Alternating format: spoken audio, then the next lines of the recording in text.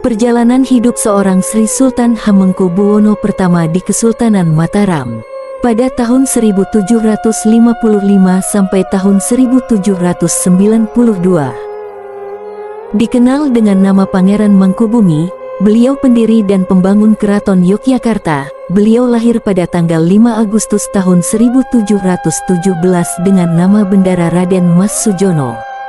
Pangeran Mangkubumi merupakan putra Sunan Amangkurat keempat, serta seorang ibu sebagai garwa selir, yang bernama Mas Ayu Tejawati. Beliau kelak, juga sebagai peletak dasar budaya Mataram, beliau akan memberi warna dan roh, tidak hanya bagi lingkungan keraton, tetapi bagi seluruh masyarakat Yogyakarta. Di waktu kecil, Bendara Raden Mas Sujono dikenal sangat cakap dalam olah keprajuritan. Beliau mahir berkuda dan bermain senjata. Selain itu, beliau juga dikenal sebagai seorang yang sangat taat beribadah dan tetap menjunjung tinggi nilai-nilai luhur budaya Jawa.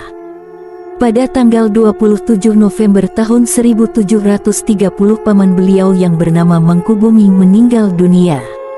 Beliau lalu diangkat menjadi seorang pangeran lurah, yaitu pangeran yang dituakan di antara para putra raja. Kelak, ketika sudah dewasa, beliau juga menyandang nama yang sama dengan pamannya. Bendara Raden Mas Sujono kemudian lebih dikenal sebagai Pangeran Mangkubumi. Mengenai ketaatan beribadah Pangeran Mangkubumi secara jelas dikisahkan dalam Serat Cebolek.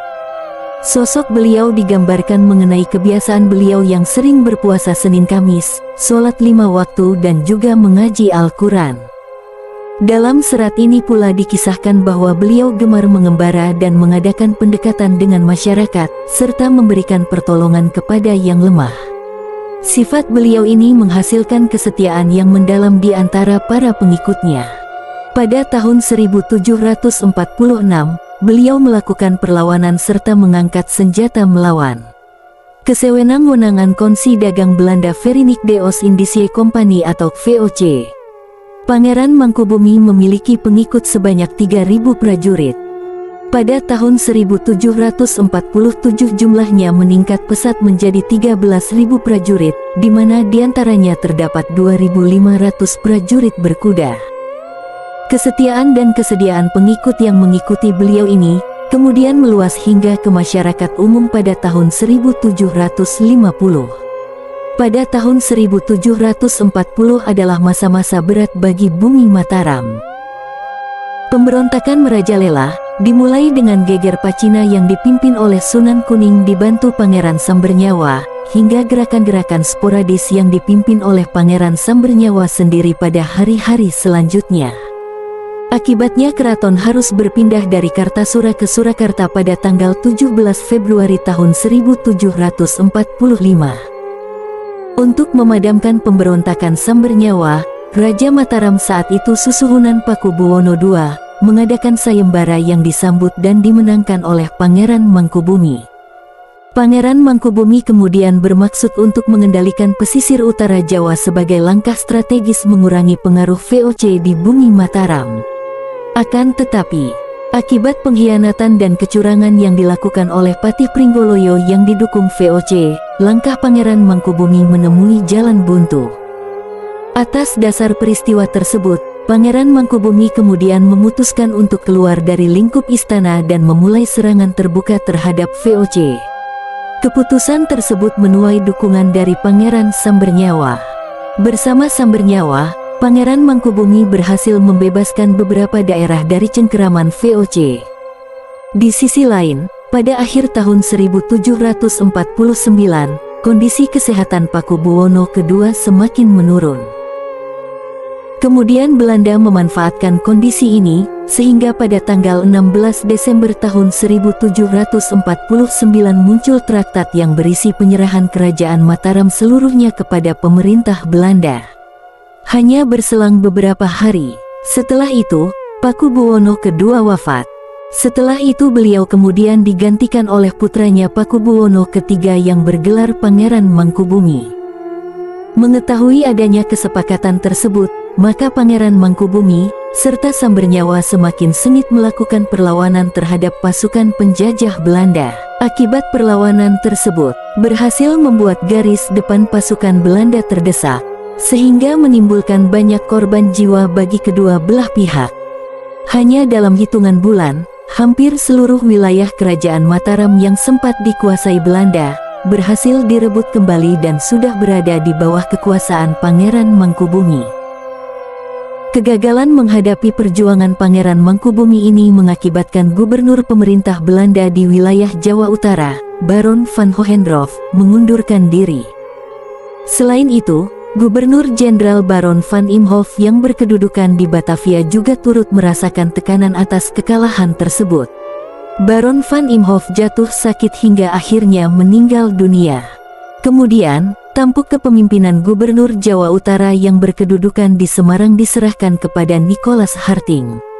Perubahan kepemimpinan VOC ini membawa perubahan dalam corak penyelesaian masalah. Harting yang dikenal supel dan lancar berbahasa Jawa, mendapatkan ide bahwa untuk menyelesaikan masalah ini hanya bisa didapat dengan cara mendekati Pangeran Mangkubumi dan menawarkan jalan perdamaian. Sadar bahwa dia tidak bisa melakukannya sendiri, maka Harting mengutus seorang keturunan Arab yang bernama Syekh Ibrahim atau lebih dikenal dengan Tuan Sarip Besar untuk menawarkan jalan perundingan kepada Pangeran Mangkubumi. Pada tanggal 23 September tahun 1754, pertemuan antara Harting dengan Pangeran Mangkubumi membuahkan hasil. Kesepakatan yang diperoleh merupakan rancangan awal perjanjian yang kemudian dikenal sebagai Palihan Nagari. Hasil kesepakatan ini disampaikan kepada Gubernur Jenderal serta ke Pakubuwono III. Kata sepakat dari Pakubuwono III diperoleh pada tanggal 4 November tahun 1754. Kemudian butir-butir kesepakatan tersebut dituangkan dalam naskah perjanjian Giyanti.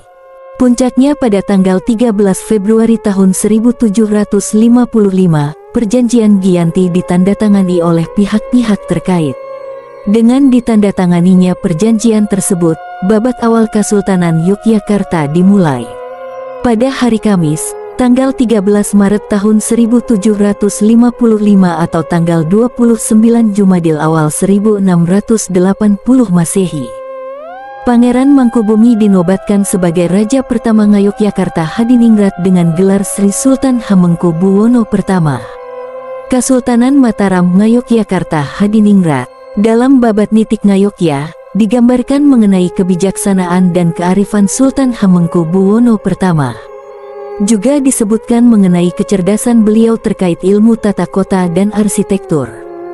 Dalam menentukan posisi Keraton Yogyakarta, menurut catatan itu, beliau mempertimbangkan letak dan keadaan lahan agar berpotensi untuk mensejahterakan dan memberi keamanan untuk penduduk Yogyakarta.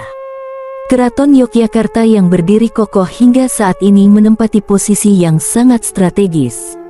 Terdapat batas-batas alam berupa Kali Kod di sebelah timur dan Kali Winongo di sebelah barat.